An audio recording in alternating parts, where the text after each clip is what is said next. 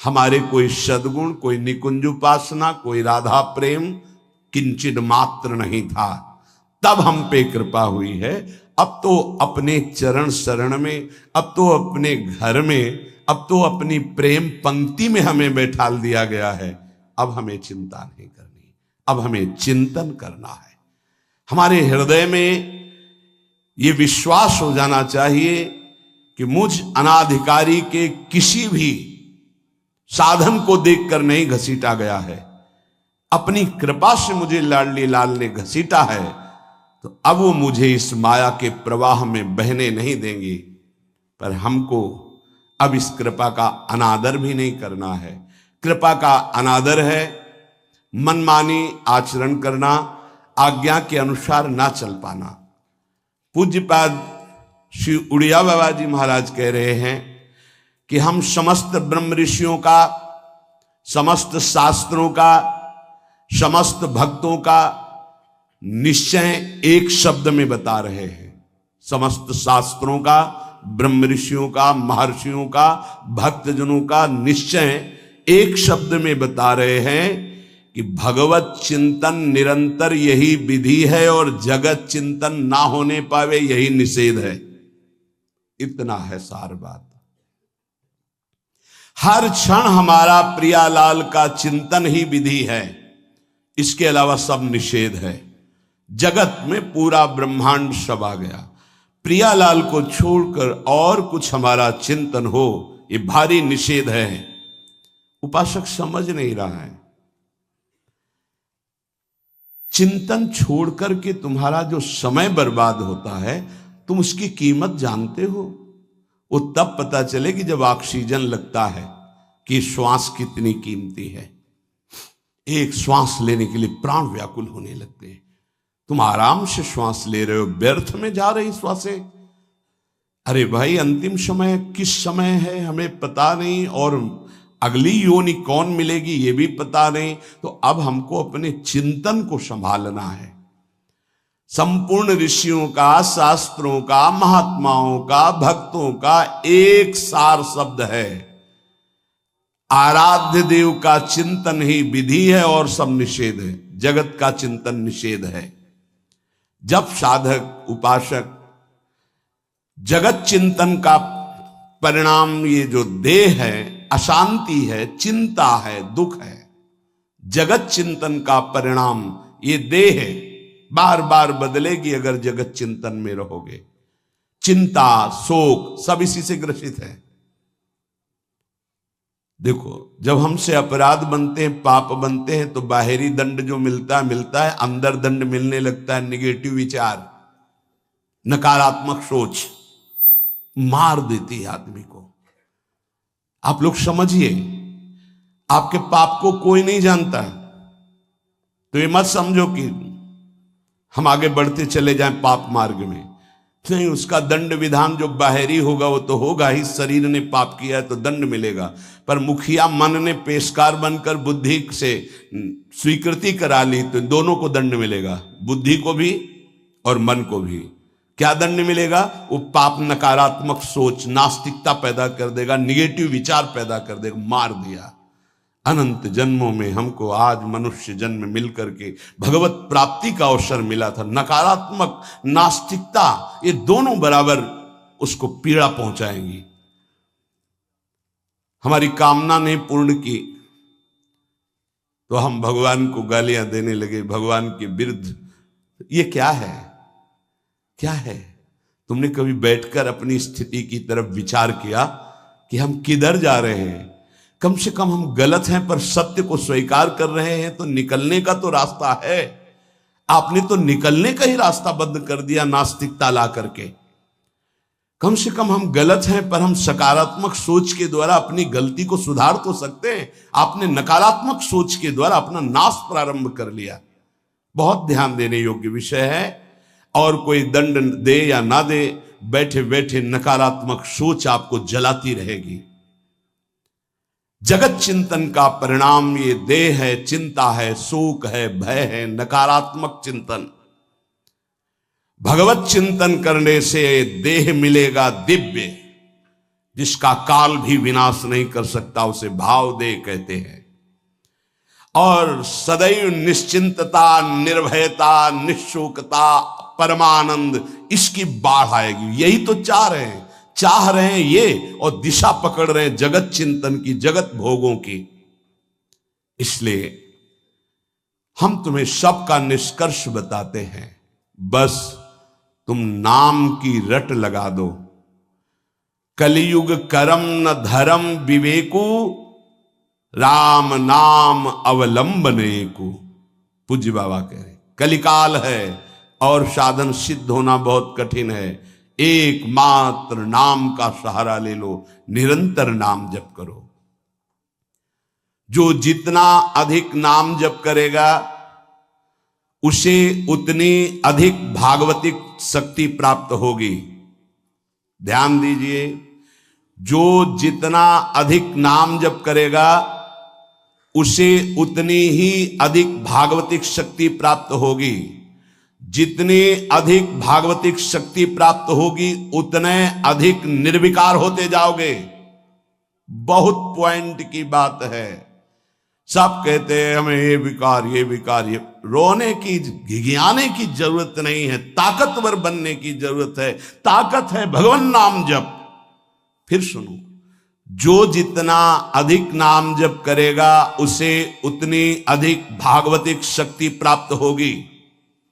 जिसकी जितनी अधिक भागवतिक आध्यात्मिक शक्ति जागृत होगी उतना ही वो निर्विकार होगा।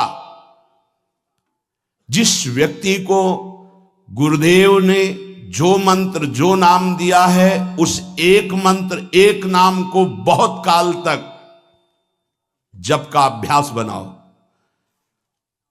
ये बहुत कठिन बात है। कल भी शाम के कह रहे थे कि एकांत में किसी एक मंत्र पे रखना, इसकी चाल है, पकड़ी गई चाल। जब मंत्र में लगे तब पद की बात कर रहा है, पद चलाओ। जब पद में लगे तो नाम की बात कर रहा है, नाम चलाओ। जब नाम में लग गए तो कहता मंत्र चलाओ। इसकी बात मत सुनो। एक जगह पकड़ लिया, अब नाम चल पड़ा। अपने लोगों का जैसे अब नाम चल पड़ा तो पवित्र हैं, अपवित्र हैं, मंत्र में नहीं पहुंचेंगे, सीधे नाम में लगे हुए हैं। अब अचानक मंत्र चलने लगा, अब मंत्र पे पूरी एकाग्रता हो गई। पद चलने लगा तो पद पे पूरी एक भाग, तू कहां भागेगा, आना पड़ेगा इसी घेरे में। मंत्र चल रहा है, वो श्रद्धा कर रहा है, इस समय पद गाओ, इस समय पद में चलो। बार बार विक्षेप बिल्कुल नहीं सुनना, बार बार मंत्र। क्योंकि जब पद में जाओगे तो वहां भी नहीं टिकेगा, वो कोई प्रपंच सामने खड़ा कर देगा। इसको सुनो, इसको देखो, इसका चिंतन करो। माला ले लिए, चलो पार्क में टहल के, गली में टहलते, बालकनी में खड़े हो जाते हैं, पूरी एकाग्रता रहेगी। हाँ, फंसाएगा किसी चित्र में, चिंतन में फंसाएगा। बहुत साधक को सावधानी की जरूरत है। जिस उपासक को जो मंत्र, जो नाम मिला है, एक नाम, एक मंत्र बहुत समय तक उसे चलाने का अभ्यास कीजिए। ये बहुत छलिया है मन। ये तो मंत्र तो इतना जप ही लिए हो ना, अब राधा नाम जपते हैं। हाँ, बात तो सही तुम्हारी। तो चलो राधा राधा राधा राधा राधा शुरू किया, अब वो और जगह ले जाएगा। इसका मतलब इसकी सलाह सत से सत, पहले सत से सत और फिर सत से असत में ले जाएगी। इसका मतलब जहां में लग गए वहां में लगना चाहिए, इसकी सलाह नहीं माननी चाहिए। ये बहुत सलाहें देता है, सलाह देना इसकी स्वभाव, प्रवृत्ति, संकल्प, विकल्प, इसी को रोकना है। उपासक पकड़ पाओ तो बहुत लाभ प्राप्त होगा। सब इस समय हमें ये नहीं देखना कि मानसिक से कितना लाभ है, उपांशु से कितना, ये सब बातें मत देखो। अरे वाचिक से 10 गुना उपांशु, उपांशु से 100 गुना मानसिक, ये गुना उना हमें नहीं चाहिए। इस समय हमें भगवदाकार वृत्ति करनी है। हमें कोई लाभ हो हानि हो, गुना से मतलब नहीं है। वहां जपने से इतना लाभ, वहां जपने, हमारा केवल लक्ष्य है प्रभु का स्मरण। पकड़ो बात। अब वो अगर मानसिक नहीं हो रहा तो उपांशु आते हैं, उपांशु नहीं हो रहा तो हम वाचिक आते हैं, वाचिक नहीं हो तो हम कीर्तन करते हैं। छोड़ेंगे नहीं तुम्हें, बख्शेंगे नहीं। अनन्य चेता सततम, हमें सतत अनन्य चित्त को अपने आराध्य देव में जोड़ना है।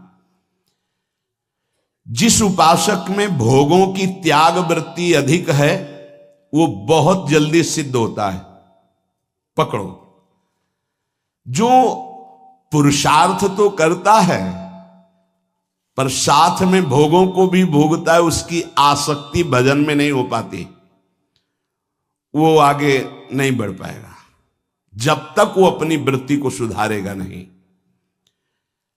जो तत्व ज्ञान प्राप्त करना चाहता है या प्रेम प्राप्त करना चाहता है, उसको चाहिए कि सदगुरु की अधीनता स्वीकार कर ले, क्योंकि बिना सदगुरु की अधीनता के उसे परिपक्व अवस्था प्राप्त नहीं होगी।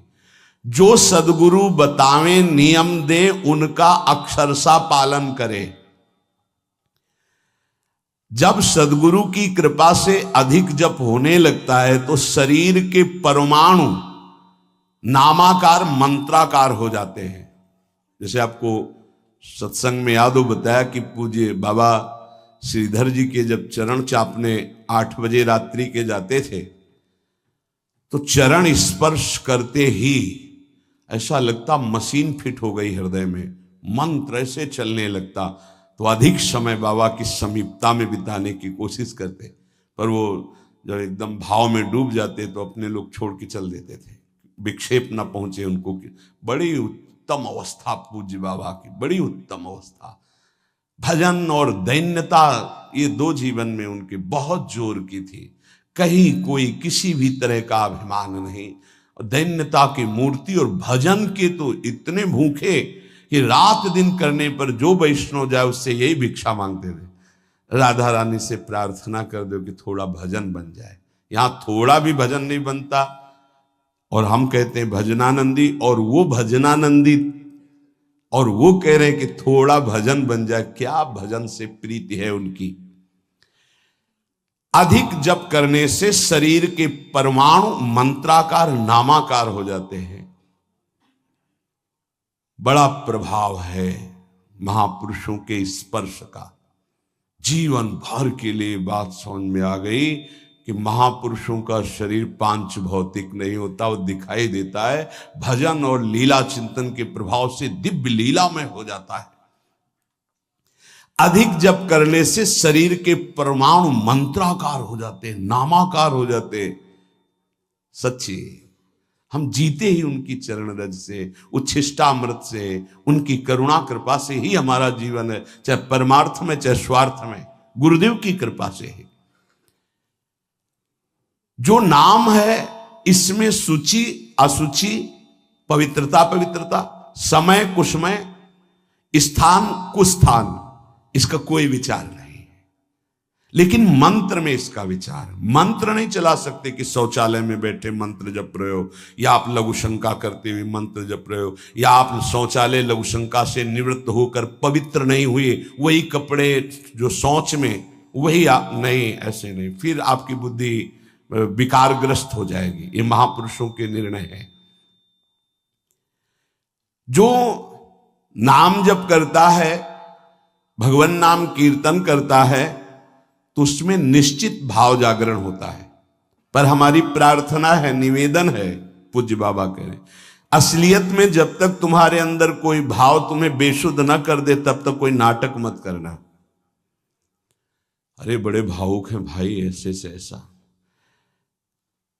रोना, चिल्लाना, बेसुरा बोलना, नाचना, गिर पड़ना, मूर्छित हो जाना, असलियत में ये सब भाव आते हैं जब अधिक नाम जप, नाम कीर्तन, तो ये सब जागृत होता है। अगर ईमानदारी से जागृत नहीं है तो कोई इस भाव का नाटक न करे। बाबा कह रहे, नहीं तो दम्भ रोग लग जाएगा आपके भजन में और वो आपको पतित कर देगा। अत्यंत बड़े हुए भाव के आवेश में जब आपको स्मृति ना रहे तो दूसरी बात नहीं। आप कभी ऐसे भावों का प्रादुर्भाव दिखावा ना करें, नहीं तो दम्भ लग जाएगा। भाई मैं तुमसे बहुत एकांतिक बात कहता हूं कि एक आदमी ध्यान करे और एक आदमी नाम जप नाम कीर्तन करे, तो थोड़े समय में तुम देख लेना कि नाम जापक और नाम कीर्तन करने वाले की आध्यात्मिक उन्नति कितनी जोर की हुई है। पूज्य बाबा साक्षात ब्रह्म है। इन्हीं की कृपा प्रसाद से पूज्य पंडित गया प्रसाद जी महाराज ब्रजमंडल के सिद्ध महापुरुष, इन्हीं को गुरुदेव के रूप में वर्ण करके ऐसी उच्च अवस्था प्राप्त की थी कि गीता वाटिका से भाई जी और राधा बाबा परम प्यार दुलार आदर पूज्य पंडित गया प्रसाद जी का करते थे। देखो कलयुग को बहुत खराब बताया गया है। पूज्य बाबा कह रहे युग है भी इसमें बहुत दोष, परंतु हम आपसे कहते हैं कि कलयुग बहुत महिमामय भी है। बड़े बड़े ऋषि मुनि देवता याचना करते हैं कि मुझे कलयुग में जन्म मिले। क्यों? क्योंकि केवल नाम जप और नाम कीर्तन से इसमें वो पद प्राप्त होता है जो बड़ी बड़ी तपस्या यज्ञ ध्यान साधना से भी नहीं होता। ये बड़े अमृतमय वचन है, इनको पकड़ो। सार बात नाम जप नाम कीर्तन गुण कीर्तन। देखो स्वयं भगवान ने कहा है यज्ञानाम जप यज्ञोस्मि, सब यज्ञों में श्रेष्ठ यज्ञ मैं हूं, जप यज्ञ। अब यज्ञ अश्वमेध यज्ञ, राजसूय यज्ञ, बड़ी बड़ी यज्ञ जो चक्रवर्ती सम्राट महाबलशाली पुण्यात्मा राजर्षि करते थे, उन सब यज्ञों में श्रेष्ठ है जप यज्ञ। देखो इस जप यज्ञ में ना तो शुद्ध घी की आवश्यकता है, इस जप यज्ञ में ना तो मंत्रवेत्ता ब्रह्म ऋषि की आवश्यकता है। यज्ञ में बड़ी जानकारी बड़ी व्यवस्थाएं सुव्यवस्थित करने पर ही फल मिलता था। जैसे यज्ञ करता कोई अंग भंग नहीं होना चाहिए, किसी भी अंग में किसी भी तरह की कोई कमी नहीं होनी चाहिए। अगर एक आंख काम नहीं करती तो तुम यज्ञ में सफलता प्राप्त नहीं कर सकते, बैठ नहीं सकते, यजमान नहीं बन सकते। कोई भी रोग, कुष्ठी रोग, विधुर, अविवाहित, कई तरह की शर्तें, फिर मंत्रवेत्ता ब्रह्म ऋषि का मिलना, फिर यज्ञ की सामग्री, फिर सम्यक रूप से निर्विघ्न यज्ञ हो जाए तब उसका फल, और वो भी स्वर्ग आदि अन्य लोग। सब यज्ञों में श्रेष्ठ ये जप यज्ञ है। इसे बालक भी कर सकता है, बूढ़ा भी कर सकता है, स्त्री भी कर सकता, कोई भी कर सकता है, बिना पढ़े लिखे कोई भी हो। राधा राधा जपने के लिए कौन सी विद्या पढ़ने का, ये परा विद्या है, ये आ गई तो सब विद्याएं जागृत हो जाएंगी। जो ब्रह्म विद्या तत्व ज्ञान या प्रेम का रहस्य, ये सब जागृत हो, ये परा विद्या है राधा नाम। सबका अधिकार है नाम जप में।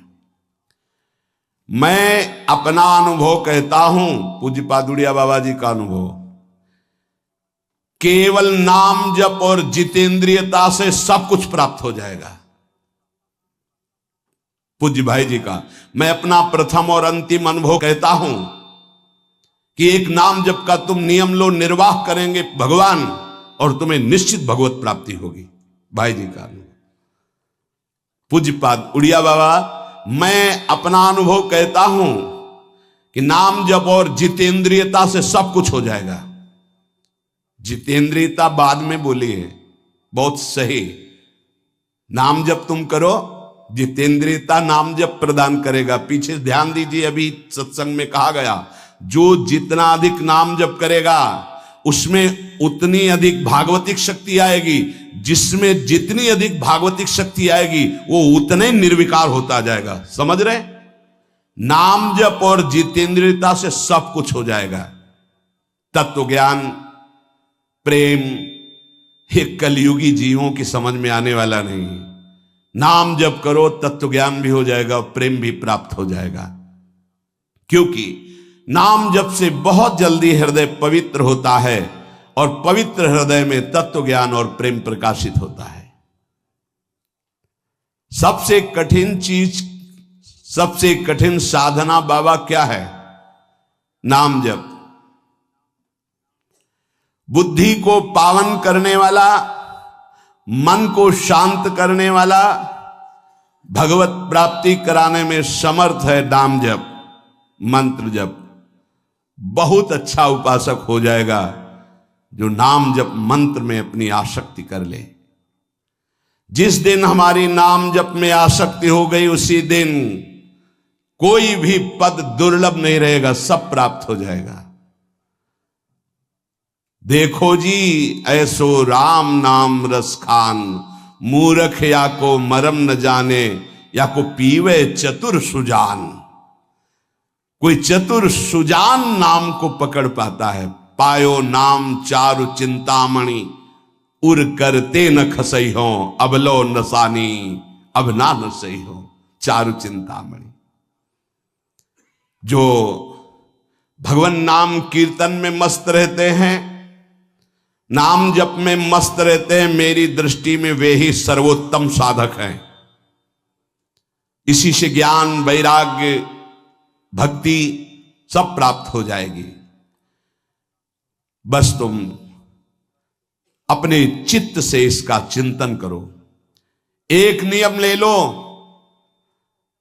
सोने से जागने तक, जागने से सोने तक, जीवन से मरण तक हम केवल नाम की ही आराधना करेंगे।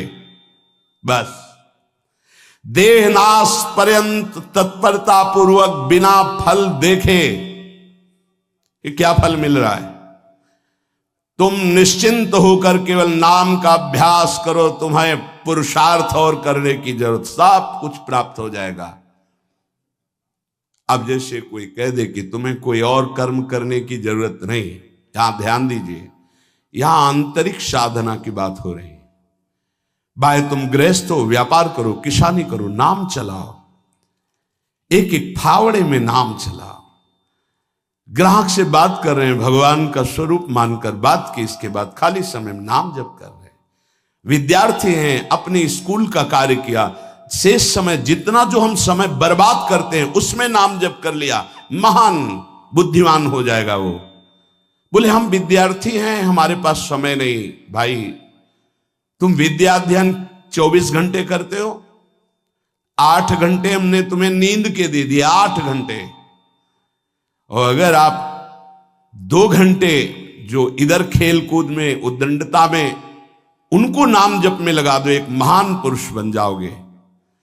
तुम्हारी उत्तम आकांक्षा भगवत प्राप्ति की जागृत ना हो जाए तो बताना। जिसकी बुद्धि पवित्र है वो जिधर लगाए उसमें प्रवीण हो जाता है।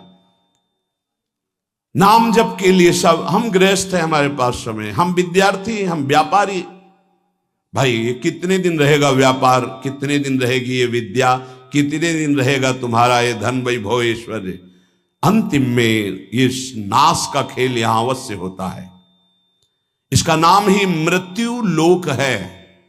यहां सब कुछ मरा हुआ है, प्रतिपल मर रहा है। जो तुम्हें दिखाई दे रहा है वो नहीं दिखाई देगा, आज है कल नहीं दिखाई देगा। गाड़ी में गाना बज रहा है, बड़े रफ्तार से गाड़ी चल रही है, बड़ी मस्ती, 1 सेकेंड में सब के सब राधे श्याम। उनको क्या पता कि ये मस्ती बस अगले सेकंड में नष्ट होने वाली, ना देह रहेगा और ना ये मस्ती रहेगी। इसलिए राधा राधा राधा, यदि राधा नाम कीर्तन चल रहा है, अगर देह छूट भी जाए, किसी कारण से नवीन देह मिलेगी तो बहुत उत्तम मिलेगी, बढ़िया संस्कार मिलेंगे, क्योंकि नाम। और अगर कहीं अंतिम चिंतन में राधा ही नाम, ये हम कह रहे सुनने की, और अगर चिंतन में राधा नाम रहा, शरीर छूटा, तो श्री जी को प्राप्त हो जाओगे।